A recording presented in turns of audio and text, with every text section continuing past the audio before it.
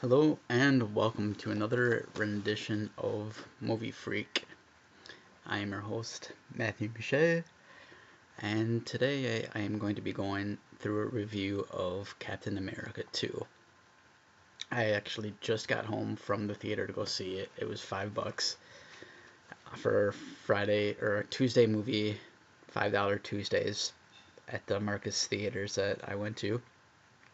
And I mean, just to begin with a cast of Chris Evans, Samuel L. Jackson, Scarlett Johansson, Robert Redford, Sebastian Stan, Anthony Mackie, just as the main characters, how can you go wrong with that lineup?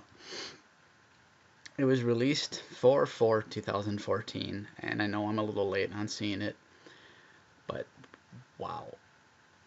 Like, I went into that movie thinking it was going to be a great movie. That's an understatement. Like, seriously, it was blew the roof off anything that I had even expected to go and see.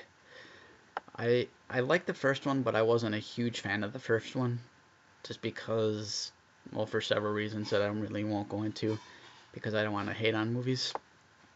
Um, let's just go over the box office. But the budget was $170 million estimated. Opening weekend they made 95,023,000 in the U.S. alone, and so far they've grossed as of May 12th, which is only a couple days ago.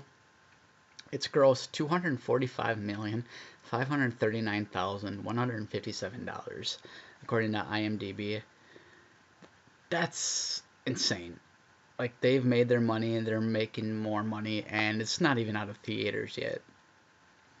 Out of the main theaters yet. It hasn't even gotten to the cheap seats yet. That's definitely saying something. And the most like the thing that struck out to me was the or the on-screen chemistry between all of the actors. It was just phenomenal.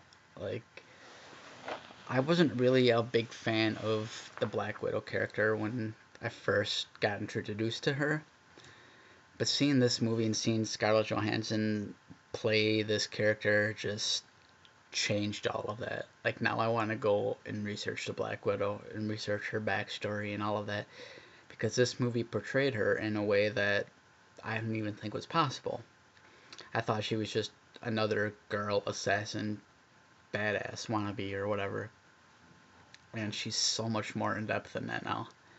To me, the chemistry between Sebastian Stan and Chris Evans was just insane.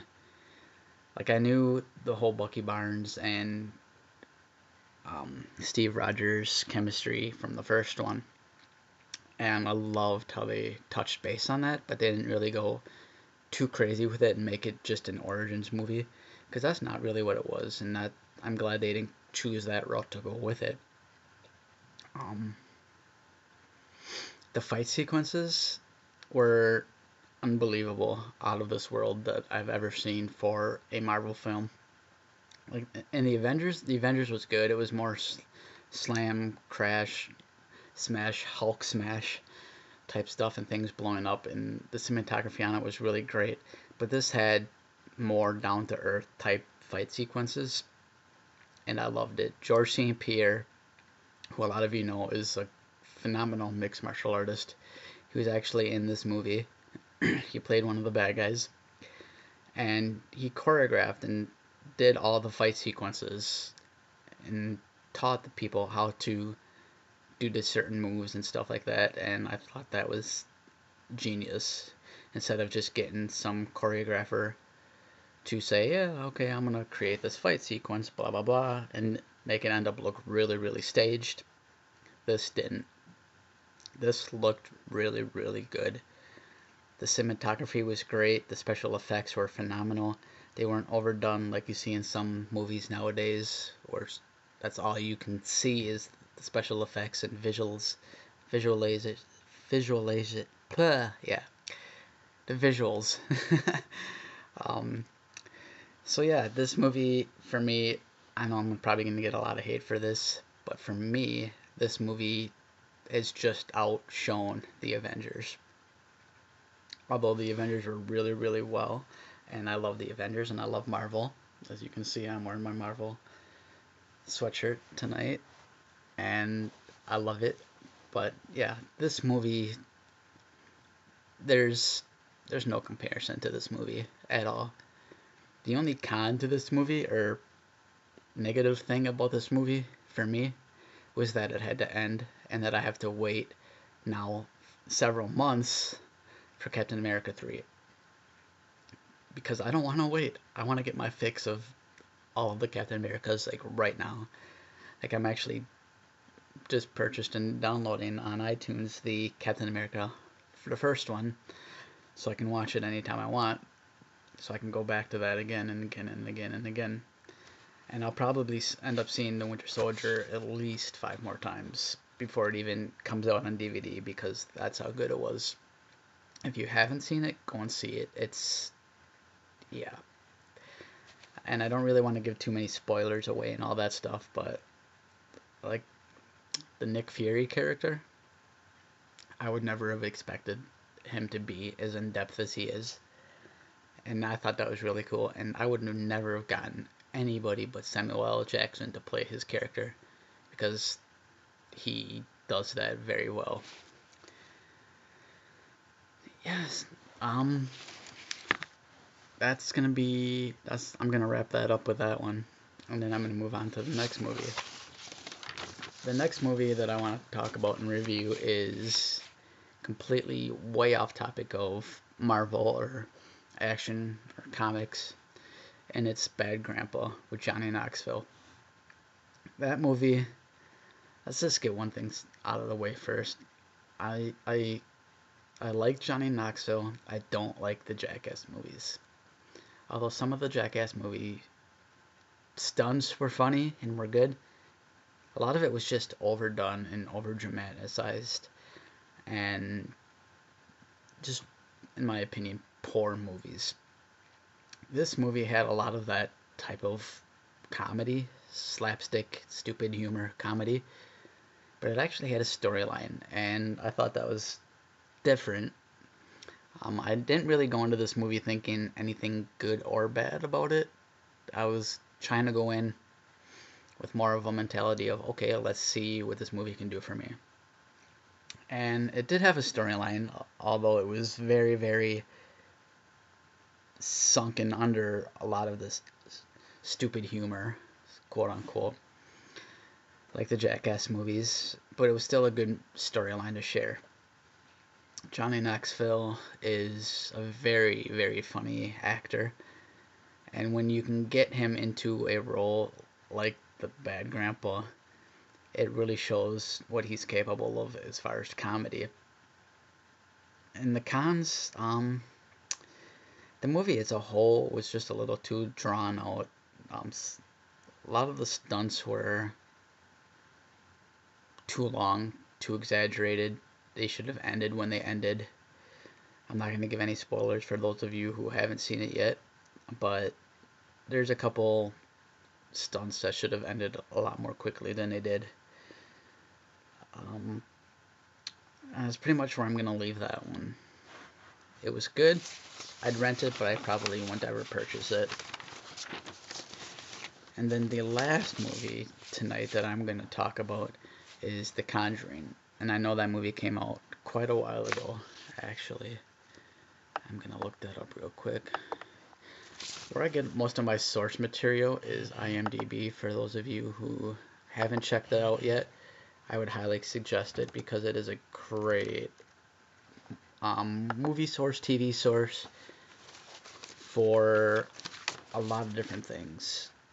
A lot of upcoming movies and TV shows, a lot of past. If you want to know about a certain actor, actress, or performer, that's a great place to go and check out. And they're usually very, very accurate from everything that I have ever seen. Alright, The Conjuring came out in 2013. It was directed by James Wan, who actually starred in that movie with Patrick Wilson, Vera Farmiga, Ron Livingston, among others.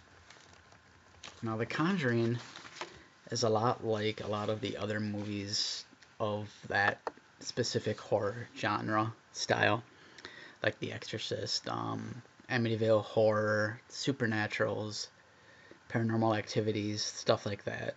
It There's a lot of those movies out, so it's hard for me to differentiate something as original and good compared to just okay, that's just another one. For me, this had everything it needed to stand above all the other ones. It was based on Ed and Lorraine Warren, who are actual paranormal investigators. They specialize in that type of activity, and I thought that was cool that they had those similarities between those storylines. And I liked how they did the old school with the new school. They did, for those of you that don't know, Lorraine Warren, the actual Lorraine Warren, was actually in this movie, and she was in one of the lectures. I thought that was really kind of like, what do they call those? Like a goose egg or whatever you want to call them, like an Easter egg type of thing. And I thought that was a nice little touch to give it authenticity, because a lot of time you see these based on true events, and how much of it is true, you know. But if I did some research on Ed and Lorraine Warren, and there's a lot of truth to this storyline. I like the fact that this one had the relics of a lot of different religions, a lot of different practices, paths, whatever you may call it. They had a lot of it in a small little room. I thought that was very, very essential to show that no matter what you believe, there are negative energies or entities that can impact us in some shape, way, or form. I thought that was awesome. The acting was really well, especially with the young girls that were in this movie, the daughters. And for as young as they were, they did a really good job. I know when you're young, you have a big imagination, so it's easy to act scared or get scared. But being able to maintain that was phenomenal. The storytelling was good in this movie. It wasn't too, what's the word I'm looking for? Too long, too drawn out. They would get to a certain point or particular subject. They would go in detail about it, but they wouldn't sit there with it and just drag and drag and drag and drag and drag. They would go, boom, here it is. This is why it's happening. Move on. And I like that. I like when movies can have that pace where they can go through the entire story in an hour and a half, instead of sitting there after an hour and a half being like, what the heck did I just see? The cons with this movie, again, there's just so many of this type of horror movie. It's really, really hard to differentiate something from the rest of the pack. I would highly recommend this movie if you're into those types of movies. I definitely will see this again. I've seen this probably 4 times now, and I'm still not done with it. I'm still not sick of seeing it. Every time I see it, there's something that I didn't quite get the first time that I'm like, wow, that's awesome. So I will thank you. I will stop now. I want to thank you all for watching. Subscribe to my channel. Comment. Feel free to comment on any of my videos. I would love to hear from you guys. Subscribe, share. If you have any questions, feel free to ask me questions. I will answer them as quickly as I can. If you have any movies you'd like me to watch and review, feel free to do that as well. Until next time, take care.